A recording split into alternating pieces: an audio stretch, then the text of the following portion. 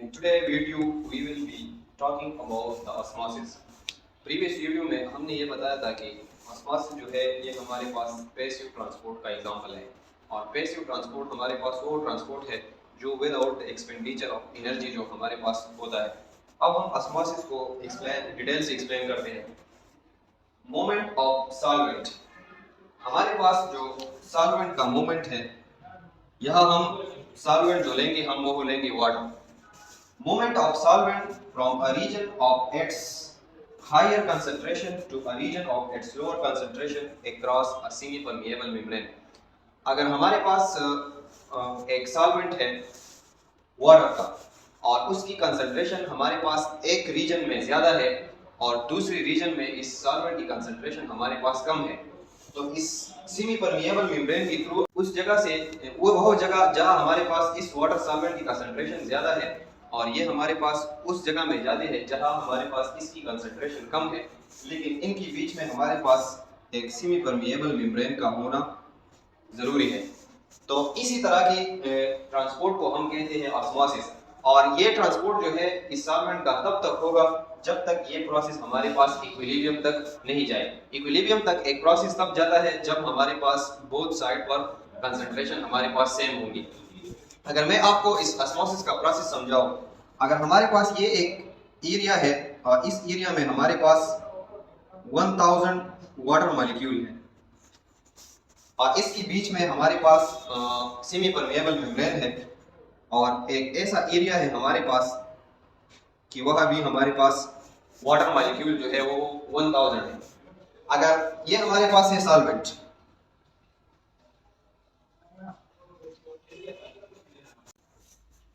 अगर मैं इस एरिया में साल्ट को डालूं और उसकी मैं 100 मॉलिक्यूल डालूं साल्ट की, इसी तरह यहाँ भी मैं साल्ट की 200 मॉलिक्यूल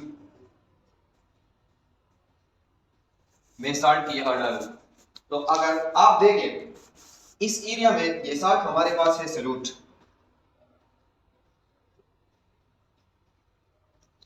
अगर आप इस एरिया को देखें तो इस एरिया में हमारे पास वाटर की टोटल मॉलिक्यूल इस 1000 में से 100 मॉलिक्यूल जो है हमारे पास साल्ट के साथ एसोसिएटेड हुए और वाटर के जो हमारे पास फ्री मॉलिक्यूल रह गए वो हमारे पास रह गए 900।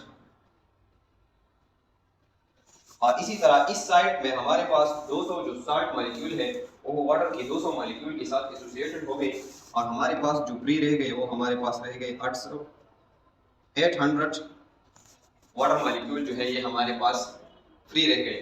तो अगर डिफिनीशन के मुताबिक वो एरिया जहां हमारे पास सॉल्वेंट की कंसंट्रेशन ज़्यादा हो, वो एरिया जहां हमारे पास सॉल्वेंट की कंसंट्रेशन कम हो, तो यह जो ट्रांसपोर्ट हमारे पास होगी एक सेमी परमिएबल मेम्ब्रेन की थ्रू, तो इस ट्रांसपोर्ट को हम कहते हैं ऑस्मोसिस। अगर आप देखें तो ये हमारे पास एक सोल्यूशन भी बन गया है। जब हम एक सोल्यूशन में हमारे पास सॉल्वेंट होता है और उसमें हम सॉल्यूट डालते हैं तो उसको हम कहते हैं सोल्यूशन। इस हमारे पास ये जो सोल्यूशन है, इस सोल्यूशन की हमारे पास जो कंसंट्रेशन है वो कम है। जब एक सोल्यूशन की कंसंट्रेशन हमारे पास कम होती है तो उसको हम कहते हैं डाइल्यूटेड। यहाँ हमारे पास जो हमने इस सॉल्यूट को डाला है वो ज्यादा है, हमारे पास वो सोल्यूशन जिसमें हमारे पास सॉल्यूट की कंसंट्रेशन ज्यादा होती है तो उस सोल्यूशन को हम कहते हैं कंसंट्रेटेड।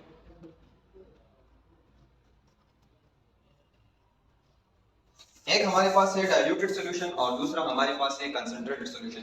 तो हम इस तरह ऑस्मोसिस का एक डिफिनीशन इस तरह भी कर सकते हैं, movement of solvent from diluted solution to concentrated solution across semi-permeable membrane until equilibrium is reached।